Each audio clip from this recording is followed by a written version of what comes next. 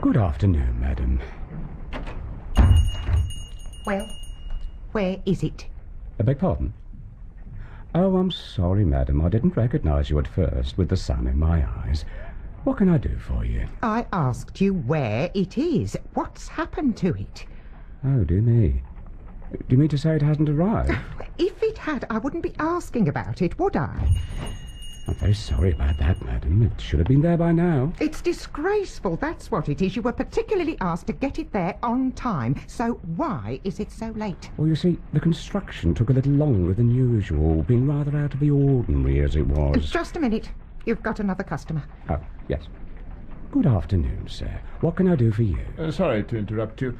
I wonder, do you have a street map? I seem to have lost my way. I'm afraid I can't help you. This is an undertaker's and funeral establishment, not a stationer's. I suggest you try elsewhere. Yes, of course. Thank you very much.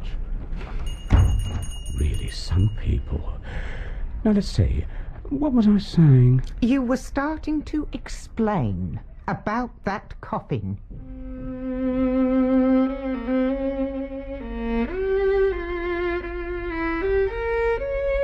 The Disappearance of Lady Frances Carfax by Sir Arthur Conan Doyle. Dramatised for radio by Peter Ling. With Clive Merrison as Sherlock Holmes and Michael Williams as Dr. John Watson. And featuring Jack Claff as the Honourable Philip Green. The Disappearance of Lady Frances Carfax.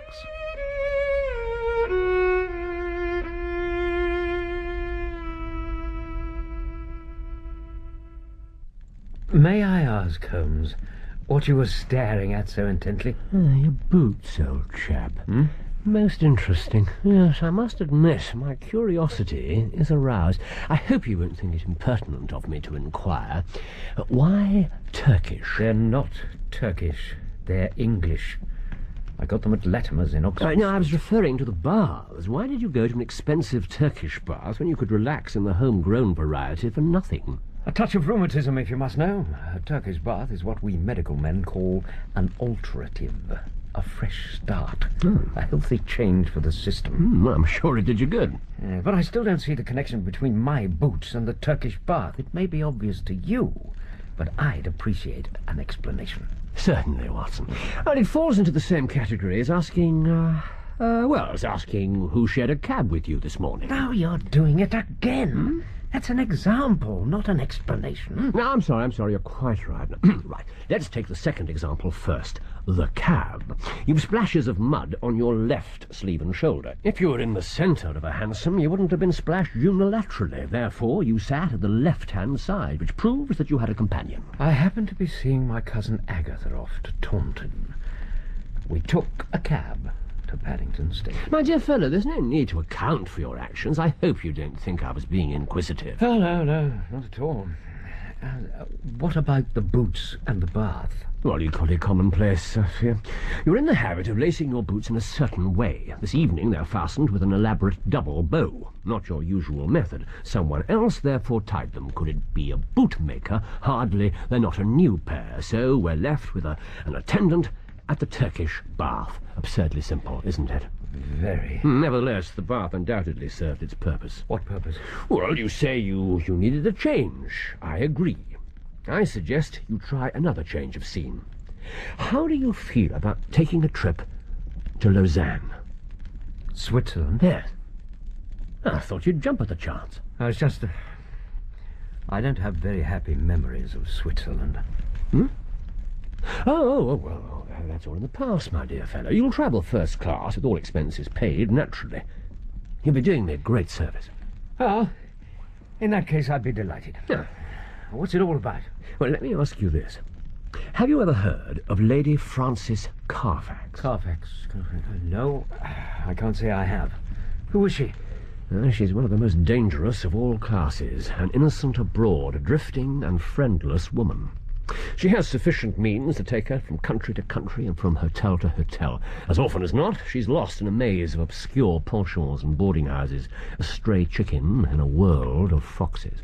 If she's gobbled up, she would scarcely be missed. You think she may have been gobbled up? I very much fear some evil has befallen Lady Frances Carfax. Do you know any more about this unfortunate lady? Her family, her background? She's the sole survivor of the late Earl of Rufton's family. She was left with limited means, but inherited some remarkable old Spanish jewellery of silver and curiously cut diamonds, to which she was very attached. Perhaps rather too much so, for she refused to deposit them in the bank, but took them with her on her travels. Even in middle age, she was still a beautiful woman. You say she was. You think she may no longer be alive? Well, who can tell? There's our problem. Is she alive or dead? She is, or was, a lady of precise habits, and it's been her invariable custom to write a long letter every other week to her old governess, Miss Daubeny, long since retired and now living in Camberwell. I suppose it's Miss Daubeny who has consulted you. It is. She received the last letter from Lady Frances, written from the Hotel National in Lausanne. I made some inquiries. It seems that Lady Frances left there nearly 5 weeks ago. Is Miss Daubeny the only source of information? Presumably she must have had other correspondents. Well, there was one correspondent I felt sure I could rely on, and that was her bank. Single ladies must live. In effect, their passbooks are their diaries. She banks at Sylvester's, and I've glanced over her account.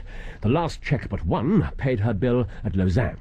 But it was for a large amount, and probably left her with cash in hand. Only one other cheque has been drawn since then. Oh? To whom?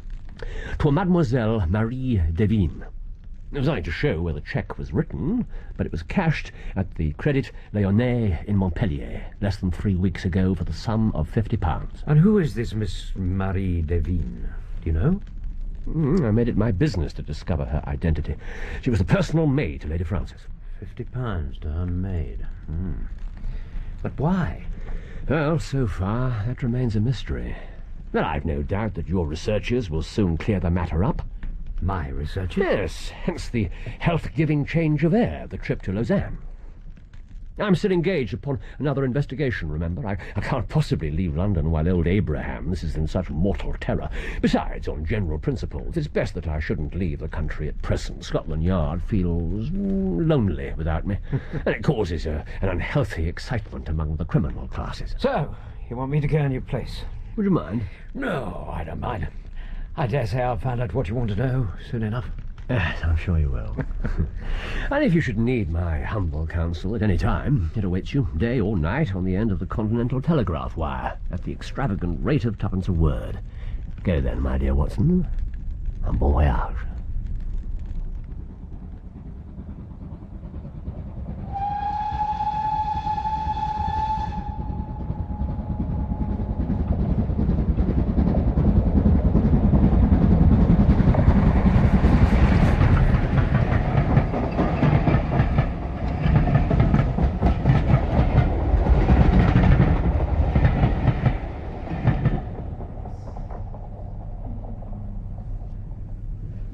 Dr. Watson, Ah, yes, room 313.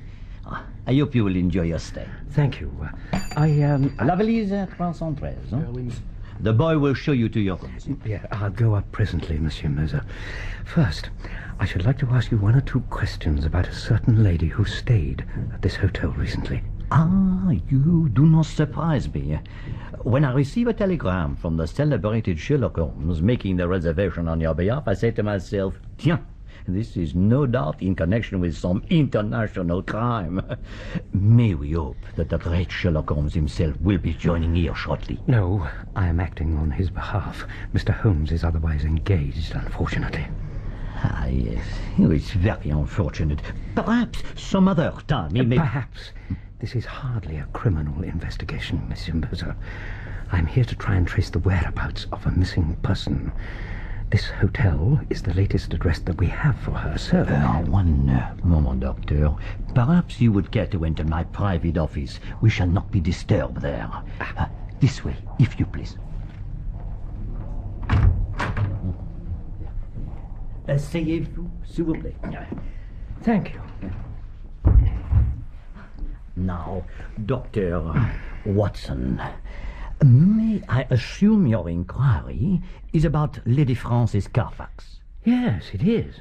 Once again, I have to say that you do not surprise me.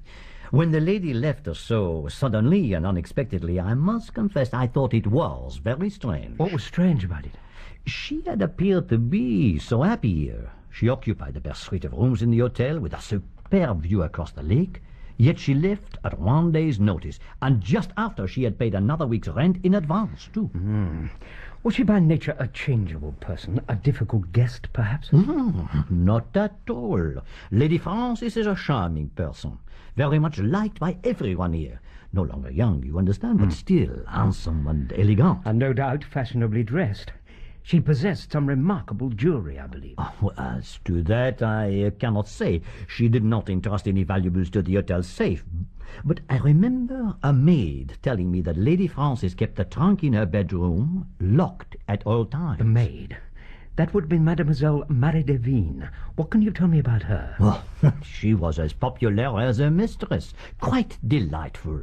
A local girl? Oh, no. She came from Montpellier, I believe, in the Hérault. Ah, that explains it. So, when her ladyship and Miss Devine left here, they were travelling to Montpellier, were they? Mais non, pas du tout. Why should you think so? Only because Miss Devine cashed a cheque signed by Lady Frances at a bank in Montpellier. Oh, that is altogether extraordinary. When they left here, I am quite certain they did not travel to Montpellier. They left with great urgency and not a little secrecy also. Secrecy? How was that?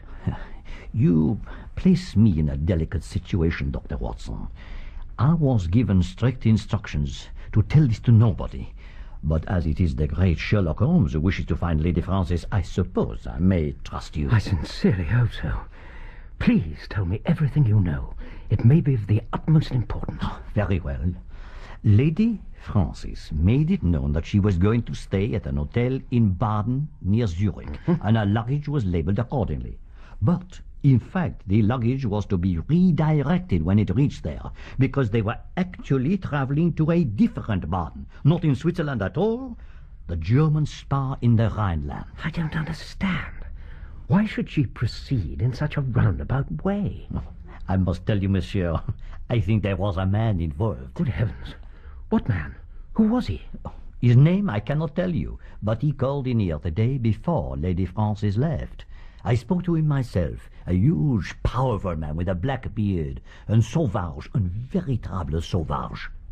I beg your pardon? Oh, excuse me. He looked like a wild man, a real savage.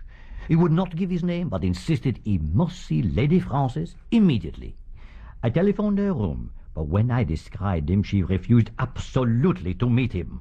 I had to tell him so, and he became violently enraged. For a moment I feared he would cause trouble, but at last he walked out, swearing to return. Lady Frances changed her plans at once and left Lausanne for Baden the following morning. I see. Tell me, do you happen to know the name of the hotel in Baden? No, but of course I made the reservation myself. It was the Englischer Hof. Oh, was it? There is something wrong? No. I once stayed at another hotel of that name. No matter.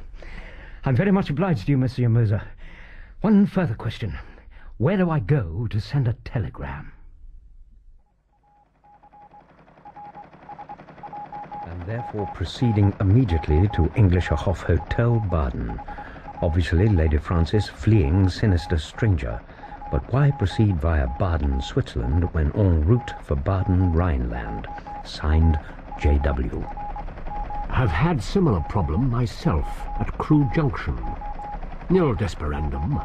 Continue sterling work. Signed, S.H.